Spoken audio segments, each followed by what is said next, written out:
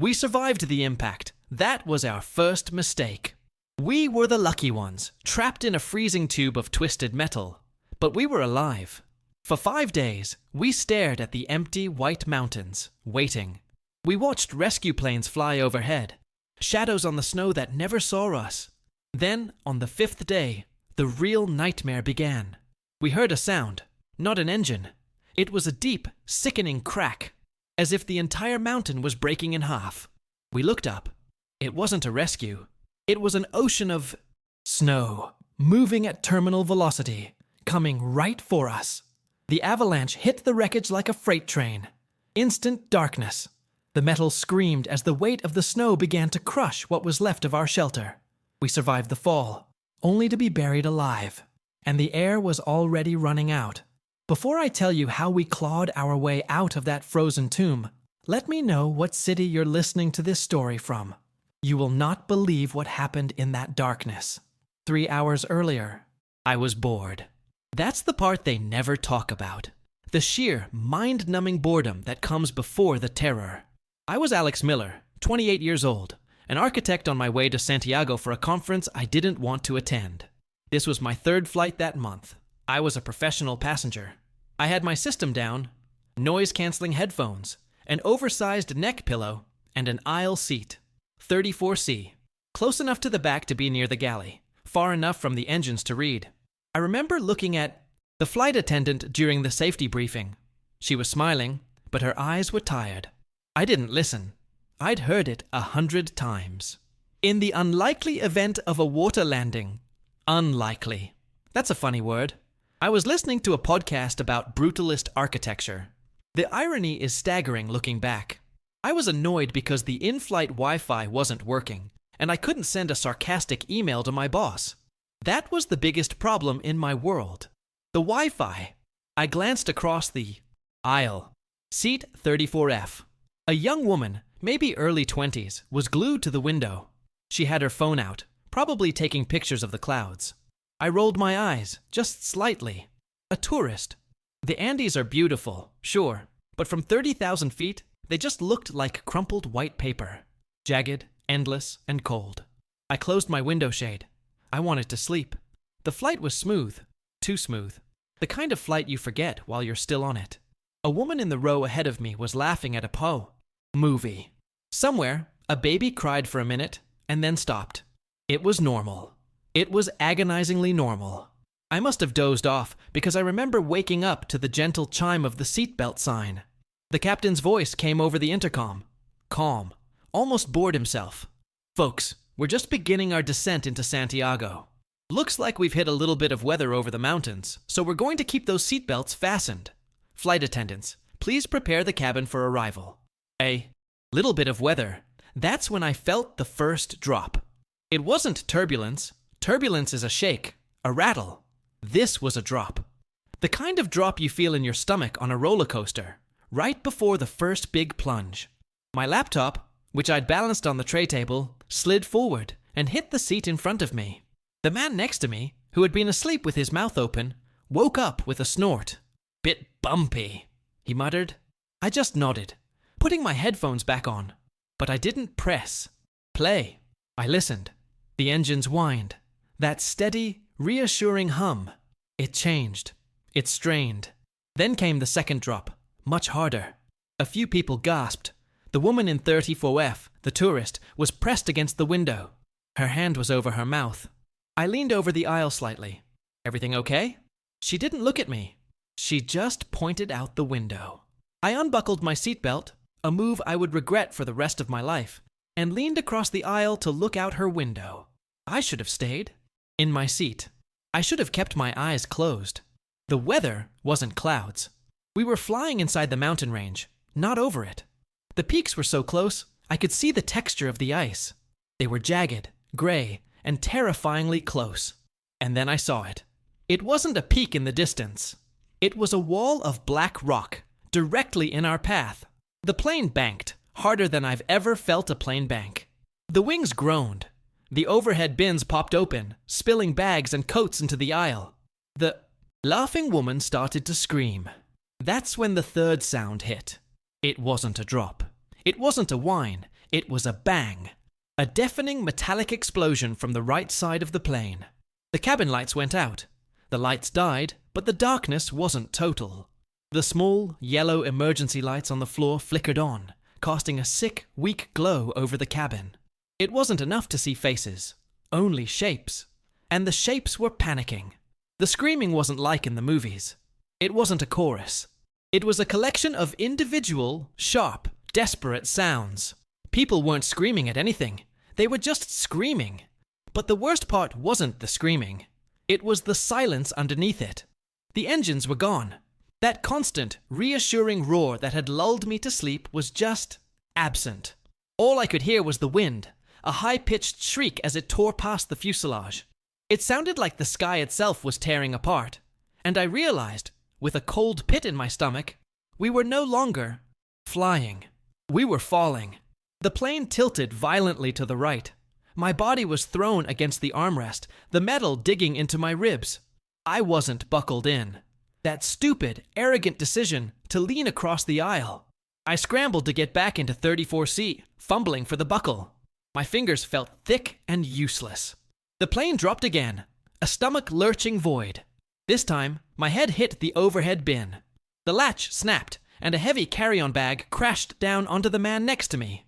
He just grunted, pushing it away, his face pale and slack. Everything was happening in disconnected flashes. I saw the flight attendant, the one with the tired eyes. She was strapped into her jump seat at the back, near the galley. The emergency light right above her was working, and it lit her face perfectly. She wasn't trying to calm anyone. She wasn't shouting instructions. Her hands were gripping the harness so hard her knuckles were white. She was staring straight ahead, her mouth open, and she was crying. Not sobbing, just silent, terrified tears rolling down her face. My cynicism, my boredom, my annoyance about the Wi-Fi. It all evaporated. It was burned away by the look in her eyes. She knew. This was not a little bit of weather. This was the end. "Get your seatbelt on!" I yelled at myself, finally jamming the metal clasp into the buckle. I pulled it tight, so tight it hurt. The plane felt like it was being shaken by a giant. The movements were no longer turbulence. They were violent, angry, collisions. Something was hitting the outside of the plane. Ice. Rocks. A sound started from the front of the cabin. A low, grinding, metallic tear. It was the sound of a giant can opener on a tin can, and it was getting closer. The plane shuddered, and the floor tilted up. We were climbing, impossibly. My body was pressed deep into the seat cushion. The engines roared back to life for just a second, a desperate, guttural scream. The pilots were fighting. They were pulling up, trying to clear. The mountain I had seen. I held my breath. For one single, fractional second, I thought, they did it. They're going to save us. Then came the impact. It wasn't a single event. It was a sequence. First, a deafening crack from the right wing, the one I couldn't see. It felt like the plane had been hit by lightning. The entire fuselage snapped to the right, throwing my head against the plastic window shade. Second, the cabin filled with a fine, freezing mist. It wasn't smoke. It was snow. Pulverized ice. The air pressure changed instantly. My ears popped so painfully it felt like someone had stabbed me with a needle. The cold was instantaneous. It wasn't just cold. It was a physical weight. It stole my breath. Third, the sound. The sound of the world ending. The grinding noise from the front of the plane became an all-consuming, deafening roar of metal tearing apart. The floor beneath my feet wasn't vibrating. It was disintegrating.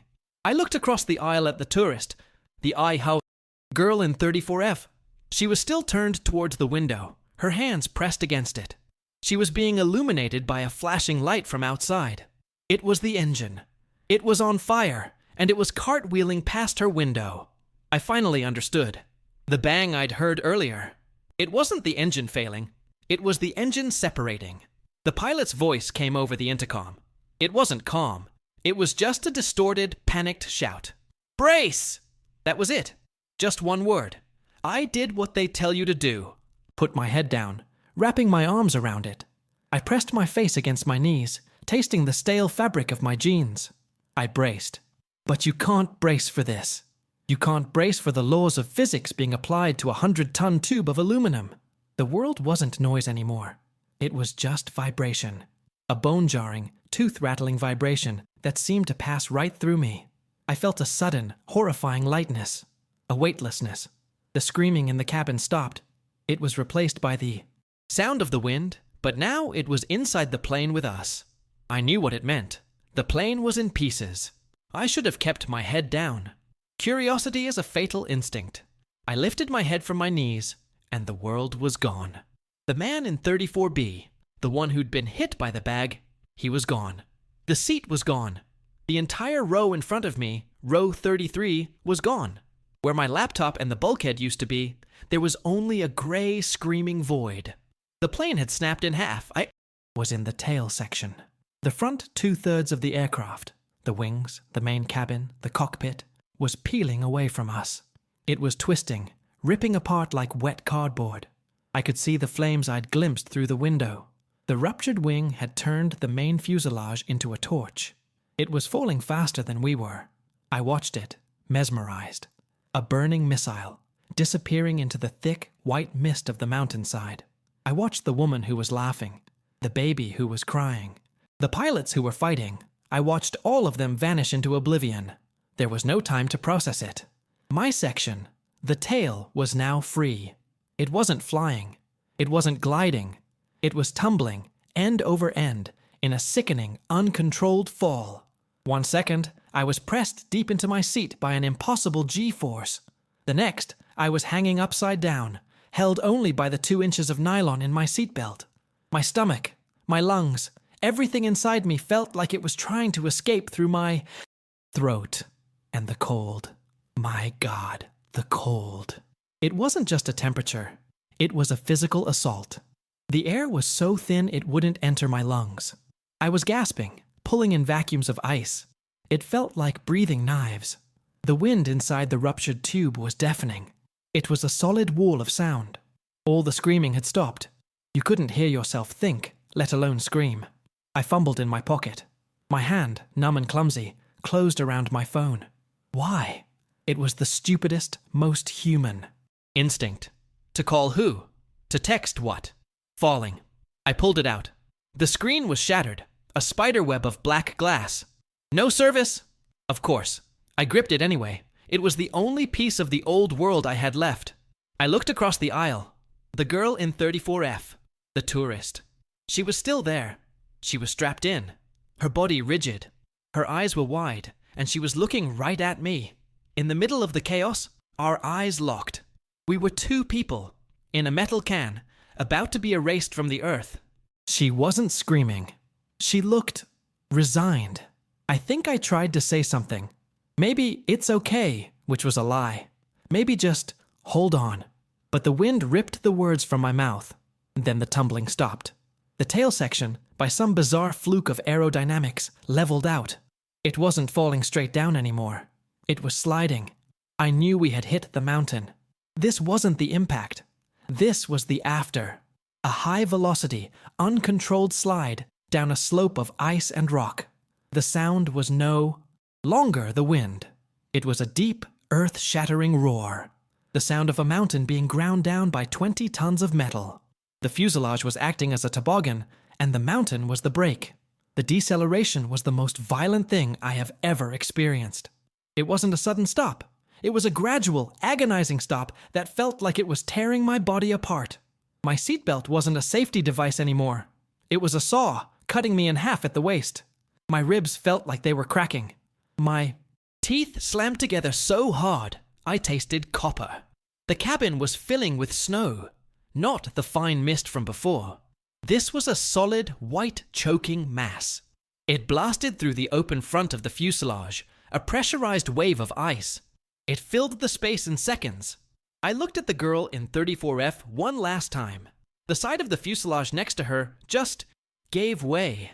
The metal wall imploded, crushed inward by the force of the slide. Her window, her seat, and the wall itself collapsed on top of her. She disappeared. 1 second she was there, and the next she was gone, buried under the wreckage of the plane she was in. I was next. The ceiling above me buckled, groaning. It pressed down, pinning my head. I squeezed my eyes shut. This is it. This is the moment. This is the end. And then, silence. A heavy, muffled, absolute silence. The movement stopped. The roar of the mountain was gone. The screaming of the wind was gone. It was just quiet. I was in pain. A blinding, full-body pain, but I was breathing. I opened my eyes. It was pitch black. I couldn't see my hand, my phone, nothing. I tried to move. I couldn't. Something heavy was on my chest. My legs were trapped. I was alive, but I was buried. I heard a sound next to me. A low, wet, choking sound. It was the man from 34B, the one who'd been hit by the bag. He hadn't been pulled out. He was still there, somewhere in the darkness near me. And he was dying. I couldn't help him. I couldn't even see him. I just had to listen. I passed out. I woke up because of the cold. It wasn't the pain or the silence. It was the cold. It was the most profound, invasive cold I had ever imagined. It was a physical presence, a weight on my skin. My face was wet. Something was melting against my cheek. Snow.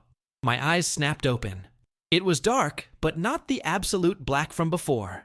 A faint gray light was filtering in from somewhere above me. I was still in my seat, 34C, but the seat was lying on its side. I tried to take a deep breath and couldn't. The seatbelt was still fastened, and the angle of my body was crushing my own chest. A new panic, claustrophobic and sharp, seized me. I was alive, but I was trapped inside my own tomb. "Help," I whispered. The sound was pathetic, absorbed instantly by the snow and the insulated walls of the wreckage. I heard the sound again. The low, wet, choking sound. I twisted my head. The man in 34B, the one who was dying. He was silent now. He was slumped forward, his face obscured by the shadow and the snow that had blasted in. He was still, utterly still. I was sitting next to a dead man. The realization cut through the fog of my concussion. I had to get out. I fumbled for the buckle. My fingers were numb, thick, and stupid. They wouldn't obey. I had to use both hands, grabbing the metal latch and forcing it open with my thumbs. The click of the buckle releasing was the loudest, most definite sound in this new world. The belt sprang open, and the release of pressure sent a wave of agony through my ribs. I cried out, a sharp, ragged gasp, but I was free from the seat. I fell, tumbling half a foot onto a surface that was angled and wrong. It was the sidewall of the plane. Our world was on its side. I was in a tube of twisted metal, semi-buried in snow. The grey light was coming from the front, where the plane had ripped apart. That jagged hole was now a makeshift skylight, plugged with ice and snow. I looked across the aisle, where 34F had been. Where the "oh no" girl was. It was gone. The entire wall had collapsed inward, just as I'd seen. It was a solid mass of crushed aluminum and packed snow. She was under there. There was no sound. There was no movement. I didn't call out for her. I knew. I was alone. I was the only one. Then I heard the moan. It wasn't the man beside me. It was a woman. It was coming from deeper inside the wreckage, towards the back. "Please, my leg. I can't feel my leg." I wasn't alone. My legs were still trapped under a piece of the overhead bin and a drift of snow. I kicked. My left leg was fine, numb with cold, but it worked. My right leg was screaming in pain, but it also moved. I wasn't broken. I pushed the debris off me. Every movement was a universe of pain, but the woman's voice was a lifeline. It was a purpose. I began to crawl. I was moving over what used to be the ceiling. Luggage was scattered everywhere, half buried. "I'm coming," I called out, my voice cracking. I found her in the semi-darkness. She was in what would have been row 36. She was pinned. A section of seats had collapsed onto her. It was the young woman I'd vaguely noticed during boarding. Her name, I'd learned, was Sarah. "My leg," she whimpered, her face pale, her lips turning blue. "It's stuck." I looked. Her left leg was trapped under the metal base of the seat in front of her. It was bent at an angle that legs are not supposed to bend. "We're going to get you out," I said. I had no idea how. Are we the only ones?" she asked, her eyes wide with a terror that mirrored my own. "I don't know." "Help him." a man's voice. Weak. I looked past Sarah. An older man, maybe 50s, was slumped against the galley wall. His left arm was held tight against his chest, and his other hand was covered in dark, sticky something. I realized it was his own blood. "Mark," he said, I think my arm is broken." "Okay, Mark, okay. Just stay there. Don't move." 2 more. In the absolute back, near the ayes, ruined bathrooms, 2 more figures were moving. A young couple, huddled together, shaking so violently I could hear their teeth chattering. They seemed uninjured, just in deep, profound shock. 1, 2, 3, 4, and me. 5. There were 5 of us, in a 30-foot section of a plane that had carried over 100 people. The shock was wearing off, replaced by the crushing reality of the environment. The cold was moving from my skin into my bones. "We have to see where we are," I said, more to myself than to them. "Don't," Mark whispered from the galley. "Don't go to the opening. You don't want to see." I had to. I had to know. I crawled back towards the front, toward the gray light. I pushed my way through the impacted snow that plugged the jagged hole. The snow gave way, and I stuck my head out of the wreckage. I wasn't prepared. The world was not just white. It was blinding. We were on an impossible slope, a shelf of ice that seemed to be hanging in the middle of the sky. The air was so thin, it was like breathing glass. Around us, on all sides, were mountains. Not hills, not peaks. They were gods of rock and ice, jagged teeth biting the sky. The silence was absolute. There were no birds, no trees, no life, just wind. We were impossibly high. I looked down. The slope we were on was steep, falling away into a chasm that seemed to have no bottom. And far below, miles away, in the valley, I saw it. A column of thick black smoke. It was rising from a dark, ugly scar in the white snow. It was the rest of the plane, the main cabin, the cockpit, the torch I had watched fall. My heart sank. It wasn't a feeling of sadness for them. It was a feeling of doom for us. They were gone. But they were the ones who would be found. The rescue teams, the search planes. They would go to the smoke. They would focus on the main crash site, miles below us. Nobody would be looking up here. Nobody would be looking for the tail section that had ripped off and slid to this impossible, invisible shelf. We survived the fall. We were alive. And we were completely, totally invisible. I pulled my head back inside. The darkness of the tube felt absolute after the blinding, impossible white of the mountain. I slid down the snowdrift, back into the wreckage. The 4 survivors were staring at me. Their faces were gray in the dim light, their eyes desperate for an answer, for hope. I didn't have any to give. "I saw the rest of the plane," I said, my voice hoarse. "It's in the valley, miles below us. The smoke, all the smoke is down there." The young woman, Maya, let out a low, terrible wail. The boy, Leo, just pulled her closer, his own body shaking. He was staring at the space where I had just been, as if he could will the rescue teams to appear. Mark, the older man, just closed his eyes and let out a long, slow breath. He understood the math. He knew what it meant. We were a rounding error. A piece of shrapnel in a field of ice, miles from the target. But we didn't have time for despair. Despair was a luxury. "Please!" The whisper came from Sarah, the girl with the leg. Her eyes were half closed. Her skin looked like wax. "My leg. It's so cold. I can't feel it anymore." That was a bad sign. I knew, even with my limited knowledge, that cold meant shock, and not feeling it meant the damage was profound. The architect in my head, the part of me that solves problems for a living, pushed the panic down. Triage. That's the word. One problem at a time. I looked at Mark. His left arm was cradled in his right. His sleeve was dark and wet. "Mark, your arm!" He shook his head, wincing. "It's broken. I can feel the bone. But the bleeding isn't fast. It's just messy. Help her first. She's fading. Help the girl." I nodded. He was right. I crawled to the couple. "What are your names?" The boy looked at me, his eyes vacant. "Leo, this is Maya.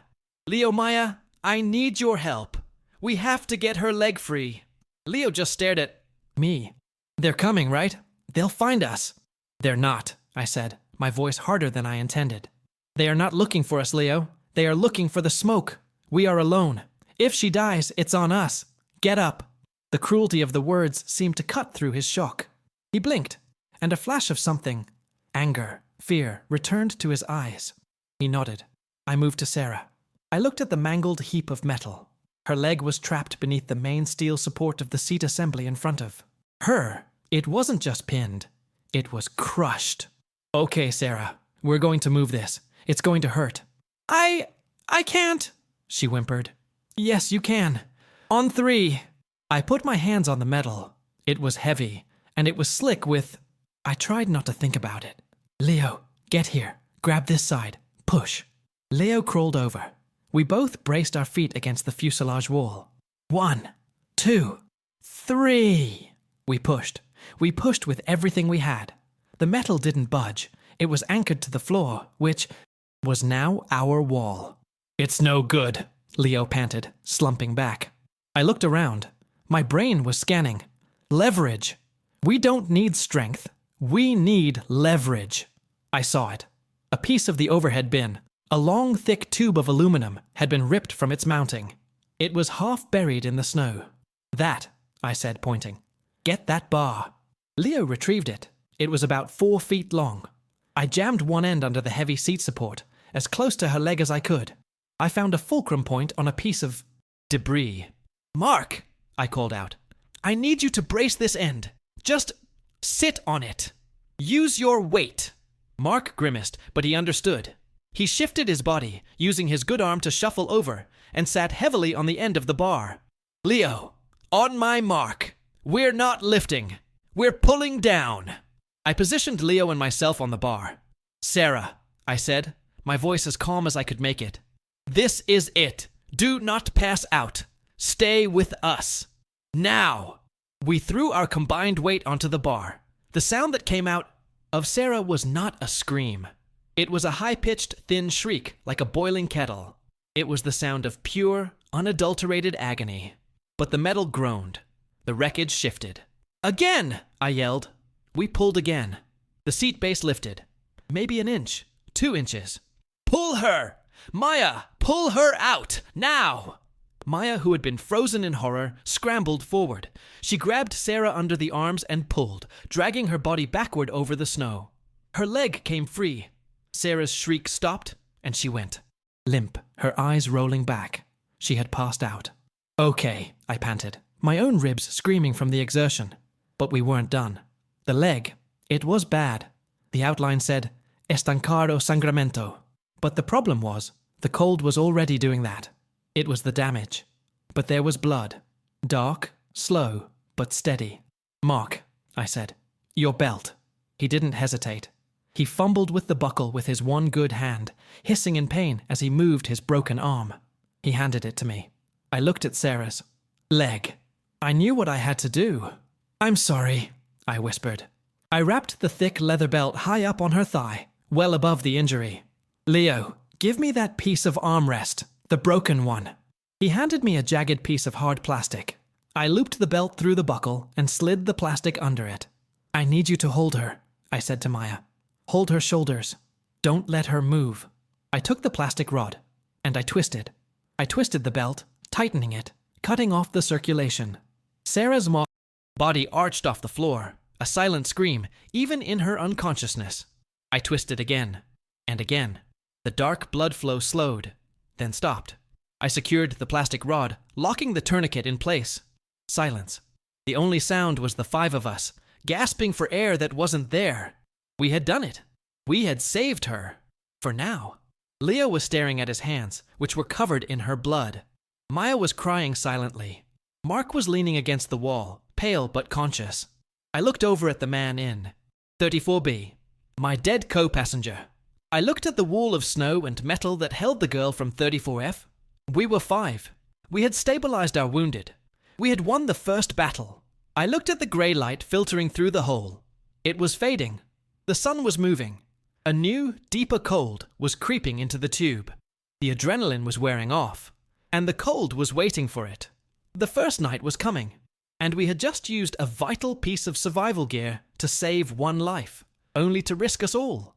We sat in the wreckage for a long time. The silence after the tourniquet was heavier, somehow, than the silence after the crash. We had saved Sarah from bleeding out, only to deliver her to a slower, colder death. The belt I had used was a countdown. I knew, academically, that a tourniquet left on too long meant she would lose the leg. But I also knew, instinctively, that if I loosened it, she would die in minutes. So, we sat, 5 people in a metal can, listening to the world freeze.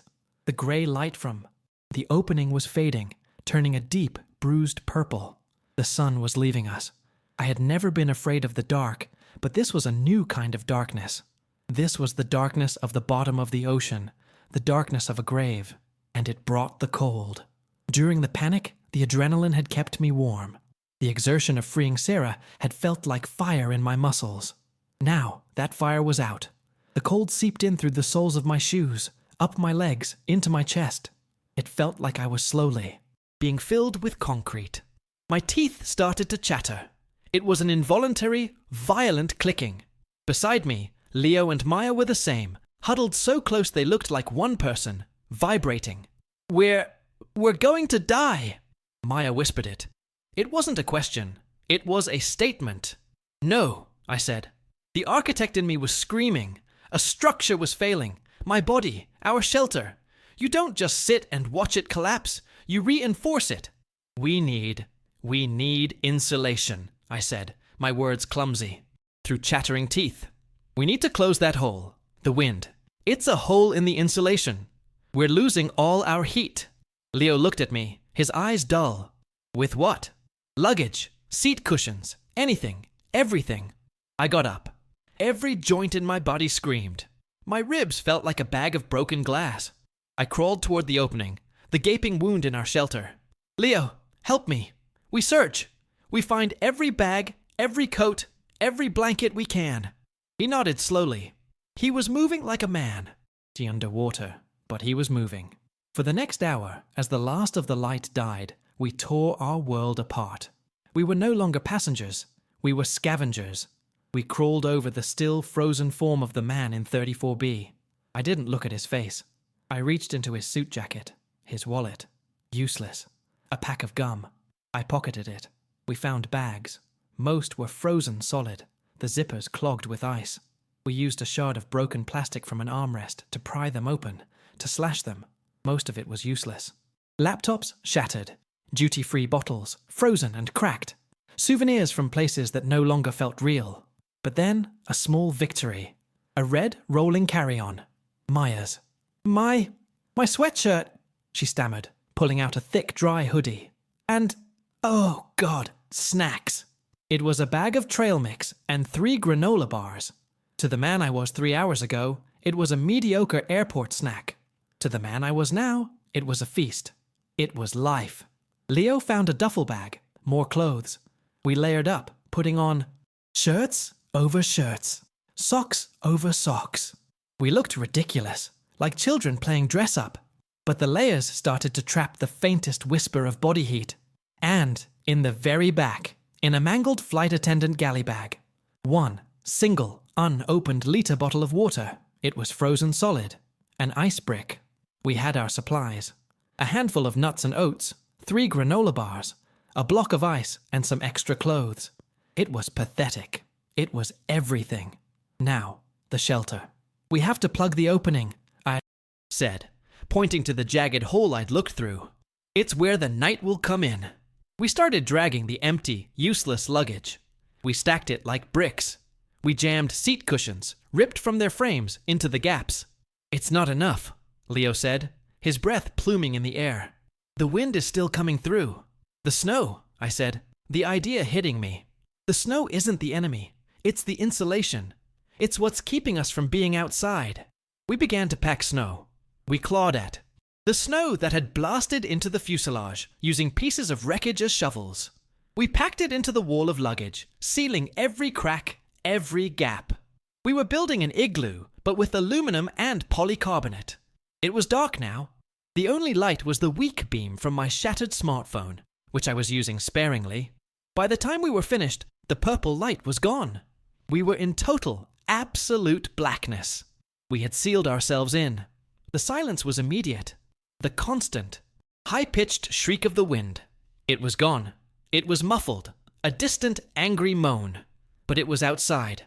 We had created a tomb, a small, cramped, lightless space. But it was our space. Now what? Maya's voice was small from the darkness. "We wait for morning," I said. We found our places. Sarah was still unconscious, her breathing shallow.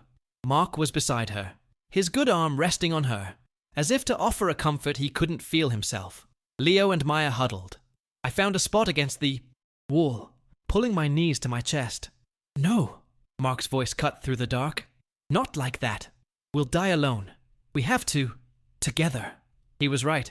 Individual body heat was useless. We had to be a single organism. Awkwardly, painfully, the four of us, me, Leo, Maya, and Mark, arranged ourselves. We put the unconscious Sarah in the middle, the most protected spot. Then we, the living, formed a tight, miserable circle around her. Our arms and legs tangled, our shoulders pressed tight. We were four. Strangers, clinging to each other in the dark, sharing the last, fading remnants of our own warmth. That was the first night. I've tried to describe it since. I can't. It was not sleep. It was a descent. Every 30 minutes, someone would start to shake uncontrollably, and it would wake the others.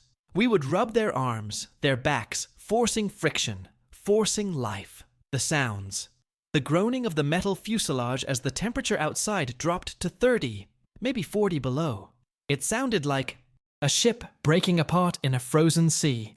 The shallow, almost imperceptible breathing of Sarah. The occasional sharp gasp from Mark as his broken arm was jostled. And the thoughts. The darkness was a canvas, and my mind painted horrors on it. I saw the burning fuselage falling. I saw the girl in 34F disappearing under the metal. I saw the rescue planes flying over the smoke miles away. I realized the truth. The crash wasn't the event. The crash was just the door. We had just been pushed through it. The real enemy was the mountain. It was the planet in its most pure, uninhabited form. It didn't hate us. It just didn't care. We were a statistical error, and the cold was the correction. I don't know if I slept. I think I just ceased for a while. I was woken by a new light. A faint, pale blue light was creeping through a tiny gap in our snow wall. It was morning. We had survived the night. All 5 of us. I looked down. Sarah's face was chalky white, but she was breathing. We had made it. But the sight of that pale, weak light brought a new, cold dread. We had survived day 1. How many more days were there? Morning on day 2 was worse than the first night. The first night, we were driven by the panic of immediate survival. The morning brought with it a cold, rational, agonizing slowness. We untangled ourselves from the huddle. Every muscle, every joint, every cracked rib felt like it was encased in freezing cement. We were alive, but we were statues. The first order of business was water. The bottle of ice was a start. We took turns. We shoved it under our multiple layers, pressing the plastic against our skin.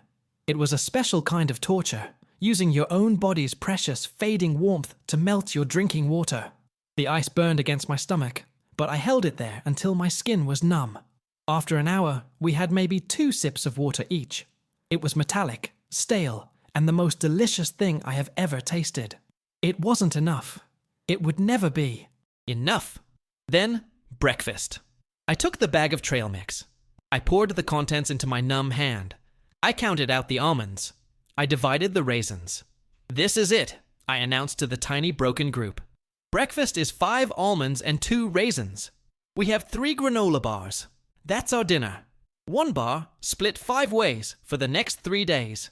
We don't eat again until the sun is at the same spot tomorrow." Leo stared at the tiny pile of food in his palm.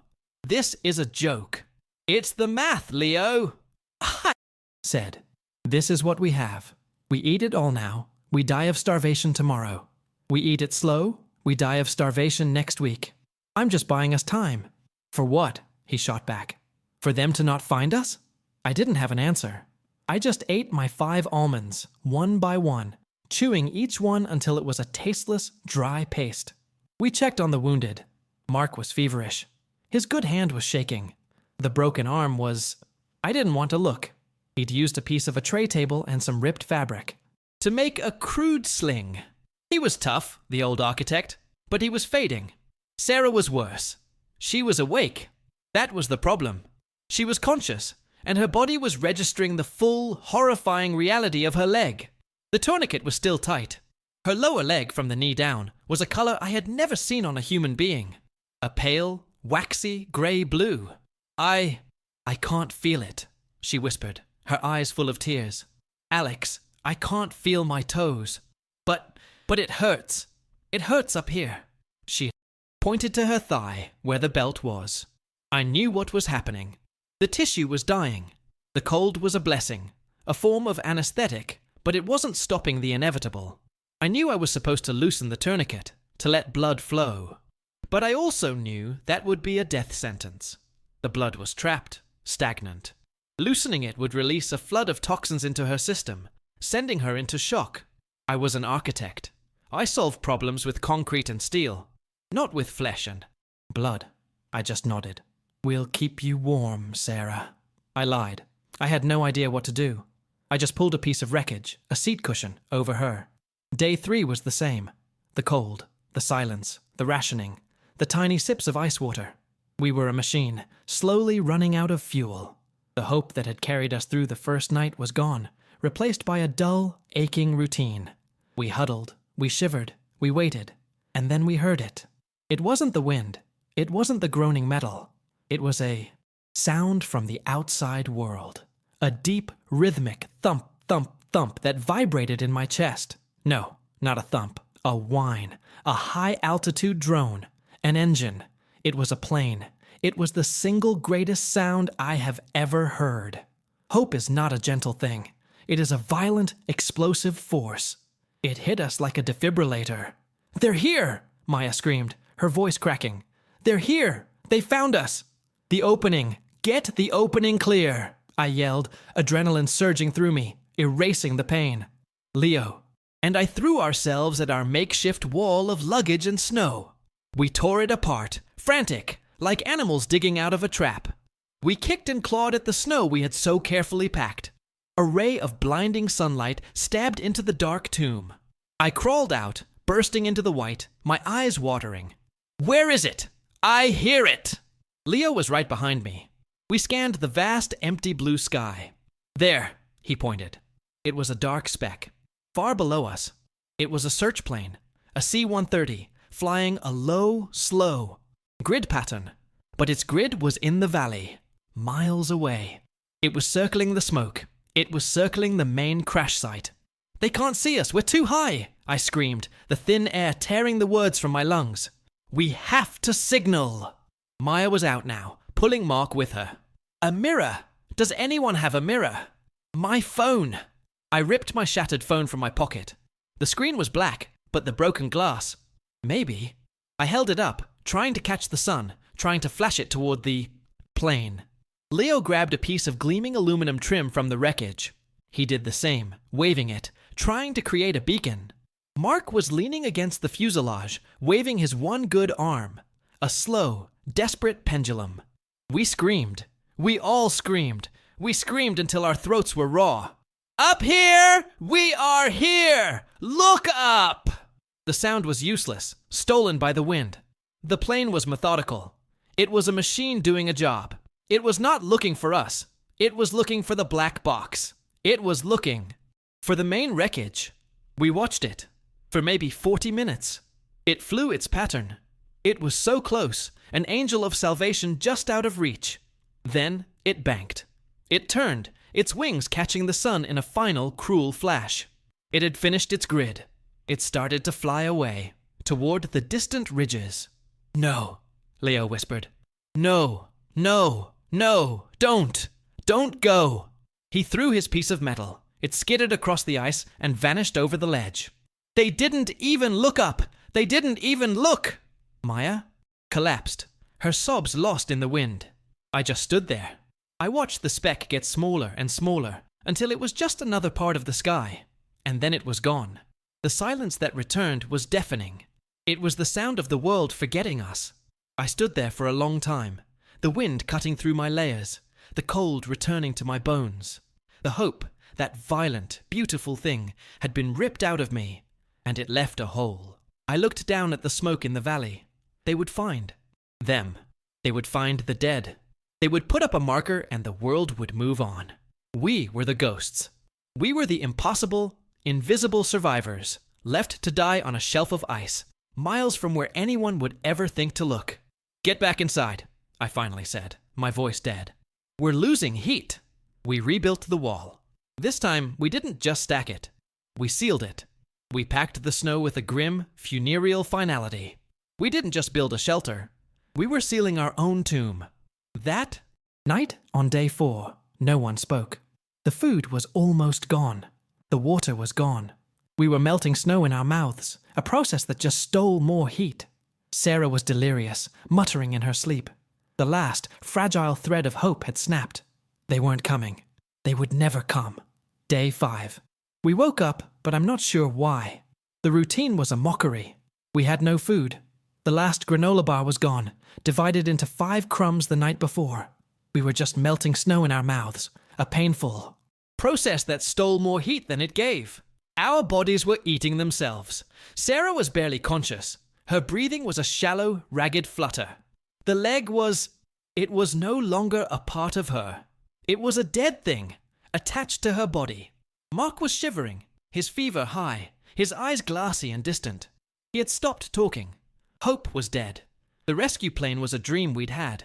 We were just waiting. The silence was the worst part. It was a heavy, physical thing, pressing in on us. It was the sound of our own bodies shutting down. I need air," Leo whispered, his voice a dry rasp. He was pale, his lips cracked. "I can't. It's too... I need to see the sky."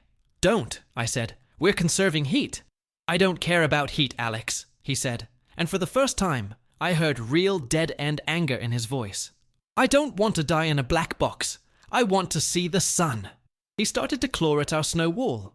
Maya, too weak to help, just watched him with dull eyes. "Leo, stop!" But he didn't. He was a man possessed. He pushed aside the frozen luggage and kicked at the packed snow until a small, jagged hole opened. A single brilliant beam of sunlight lanced into the darkness. It was the most beautiful, most painful thing I had ever seen. The sky was a perfect, piercing, cloudless blue. A beautiful day for a funeral. "See?" he panted, sucking in the thin, freezing air. It's... And then he stopped.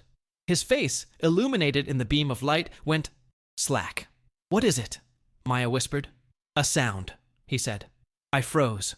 I knew that sound. It wasn't an engine. We had all learned the sound of engines, and this was not it. It was a low, structural groan. A rumble. It was the sound of a building settling, multiplied by 1,000,000. It was the sound I'd heard in geology class. The sound of stress. "What?" Mark muttered from the darkness, trying to sit up. "A plane." "No," I said. The sound was coming from the mountain above us. The groaning was joined by a series of sharp, rapid cracks. It sounded like a forest of giant trees snapping in half. I scrambled to the hole, pushing Leo aside. I stuck my head out. The beautiful, clear blue sky was still there. But the mountain, the vast white peak that towered over our shelf, it was moving. It wasn't moving like a rock slide. It was a tidal wave. An ocean of snow and ice, a colossal white sheet, was detaching itself from the peak. The cracks were the sound of 1,000,000,000 tons of ice breaking its anchor to the planet. I had maybe 1 second. 1 second to understand that our position on this shelf was the worst possible place we could be.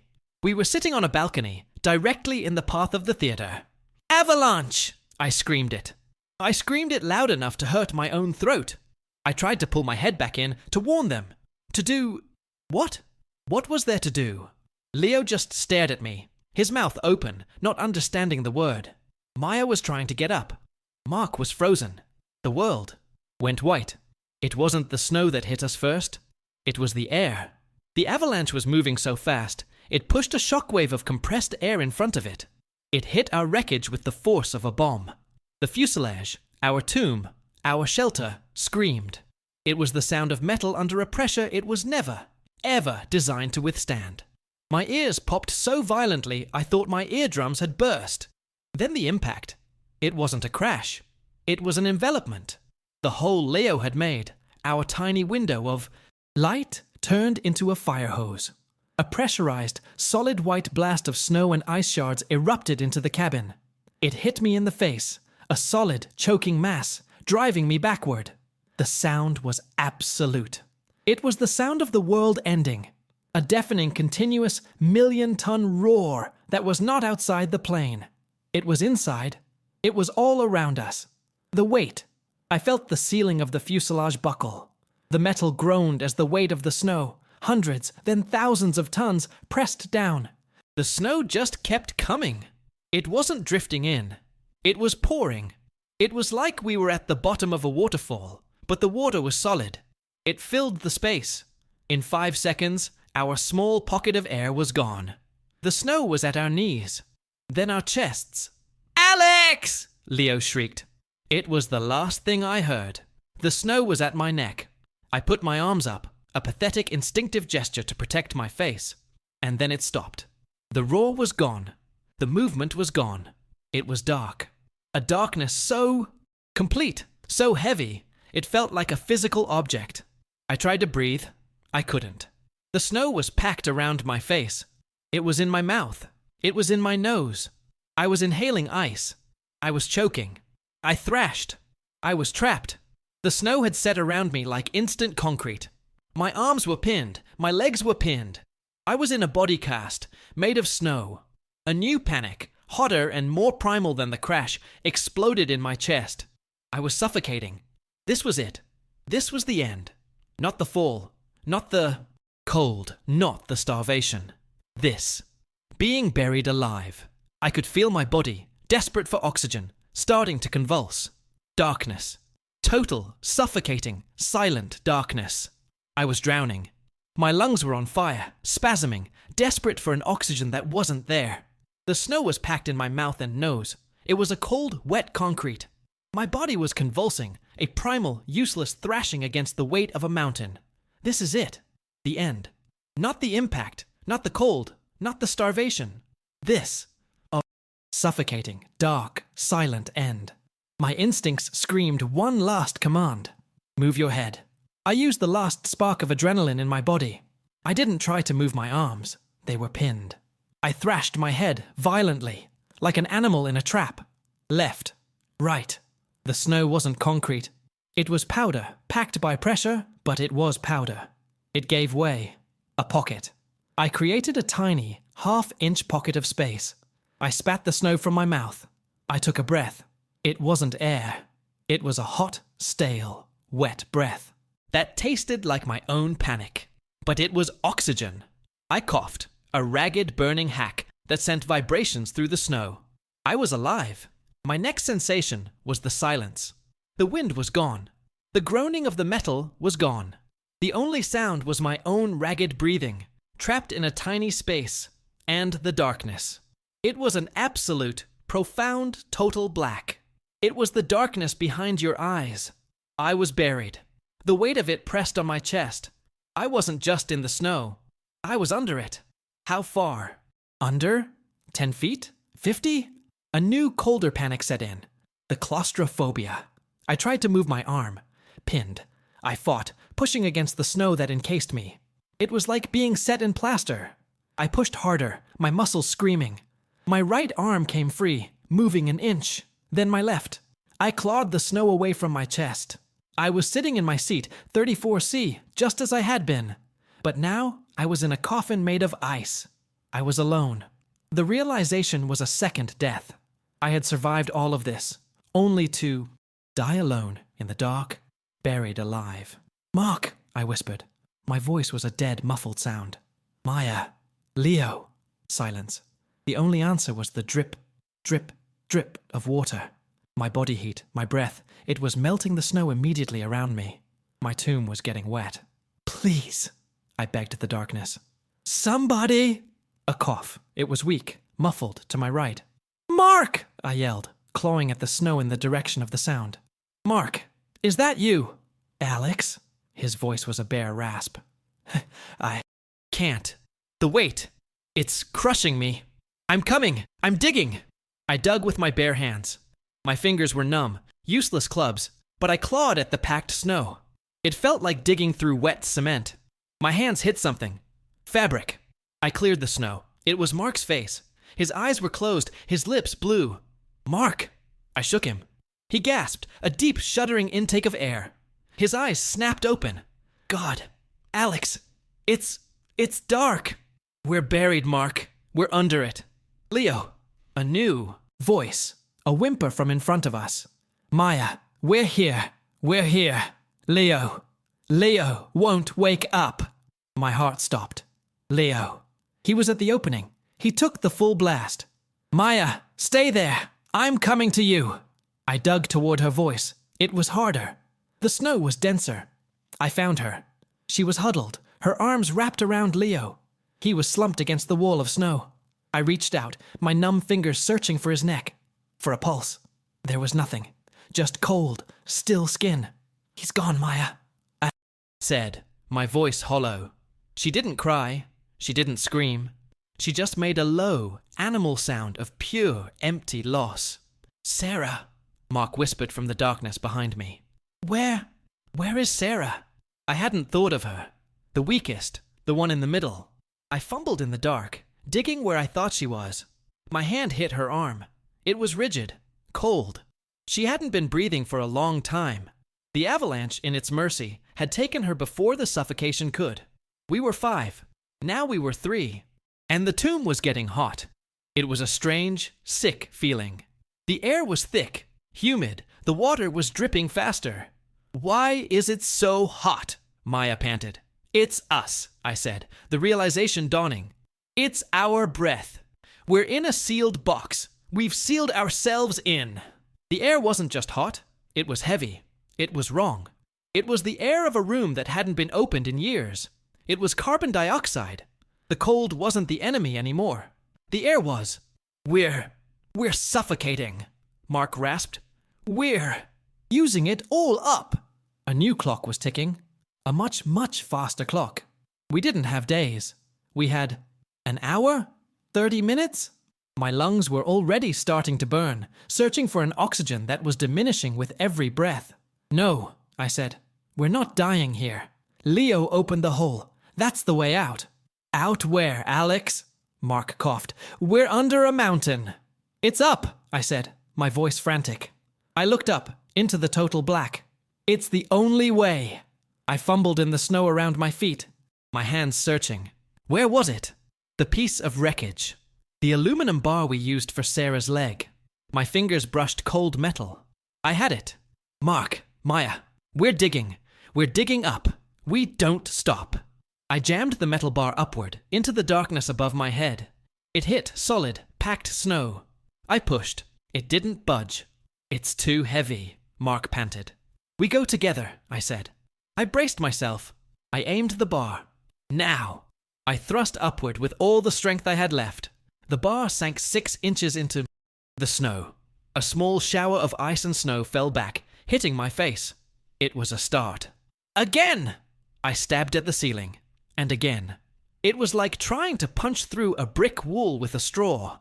The air was thick. I was getting dizzy. My arms felt like lead. I can't breathe," Maya whimpered. "It's so hot." "You will," I grunted, stabbing again. "Keep digging. Mark, your good arm. Clear the snow that falls. We dig or we die. Right here, right now." We were 3 people, buried in a metal tube, under tons of ice, in the middle of the Andes, in total darkness, running out of air. I raised the bar again, my body screaming. We were digging our own grave. Or we were digging our way out. The only difference was the direction. I jammed the bar up. It was no longer digging. It was a brawl against the darkness. There was no time, no thought, only the next breath, the next thrust. The air in our tomb was poison. It was thick, hot, and wet with our own exhaled breath. My lungs were burning. My head was light. a dizzy, floating sensation. We were suffocating, and we knew it. Again, I grunted, stabbing the metal bar upward into the black. A cascade of wet, heavy snow fell, hitting my face. "Clear it!" I gasped. Mark and Maya, with their last fragments of strength, clawed the snow away from my feet, packing it into the space behind us, over the still bodies of our friends. We were burying our dead to save ourselves. "It's too much," Mark panted, his one good arm failing. "Alex, I can't." "You can, Mark! You will!" I roared, my voice sounding distant. "We don't stop. We died digging." I was driven by a pure animal reflex. The architect was gone. The man who was bored by Wi-Fi was gone. All that was left was this thing that refused to be buried. I jammed the bar upward again, and it broke through. There was no resistance. The bar just went up, a tiny pinprick of light. It wasn't light, it was just less dark. A faint, impossible blue. "I see it!" Maya shrieked, her voice a raw-throated crack. "Alex, I see it!" That pinprick was a shot of pure adrenaline. It was more powerful than food, than water, than hope. It was proof. "I'm going!" I yelled. I jammed the bar in again, twisting it, widening the hole. It was a chimney, a birth canal. I shoved my arm up into the hole. I was no longer digging through packed snow. This was loose. This was the surface. I clawed. I pulled snow down, shoving it past my body. A beam of light. Not blue. It was white. It was the brightest, most painful thing I had ever seen. It was the sun. It was the outside. "Air!" I screamed as a rush of clean, impossibly cold, thin air hit my face. It was like breathing in shards of glass, and it was the best feeling of my life. I pulled myself up, my body scraping against the ice. I was worming my way up a 2-foot-wide tube. My head broke the surface. I burst out, gasping, collapsing onto the snow, blinking at a sky so blue it hurt. The world was silent. The mountain was still. The avalanche was over. We were on the surface, but it was a new surface. The wreckage was gone. The jagged edges of our tomb, the pieces of metal, they were all buried. All that was visible was the hole I had just crawled out of.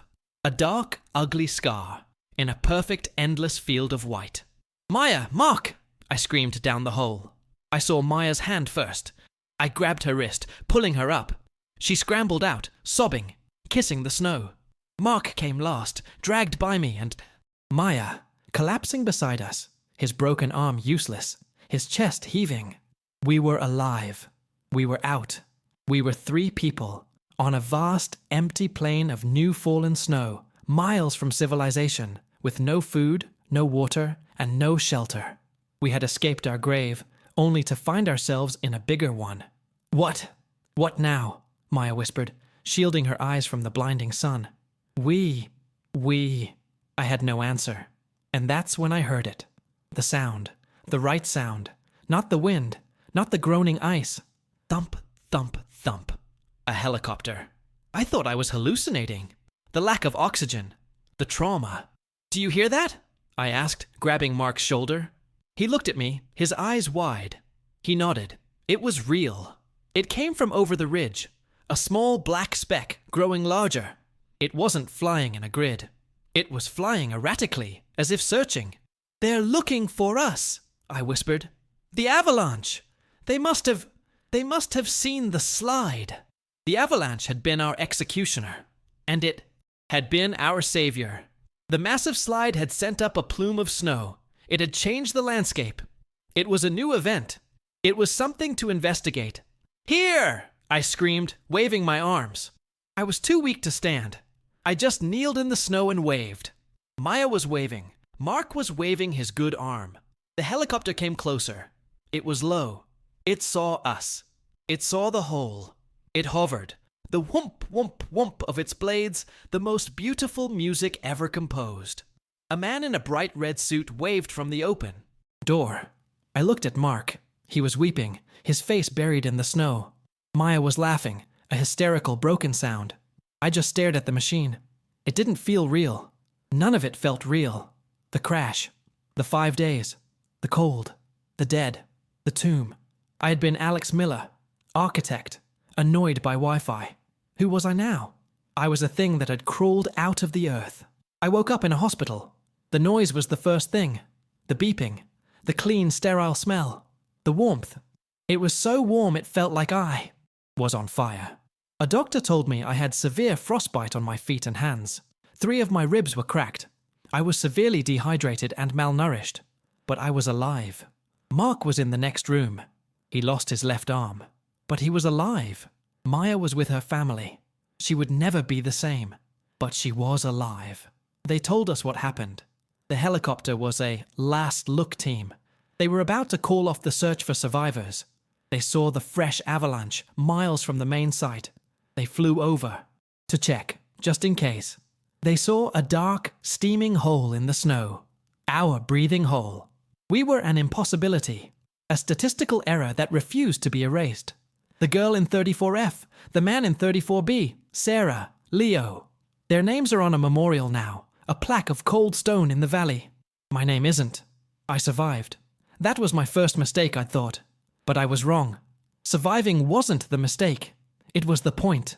My old life, the one with the blueprints and the boring meetings, that life is gone. It's buried back there, under the snow, with the man in 34B. I am something new. I'm a man who has been buried and dug his way out.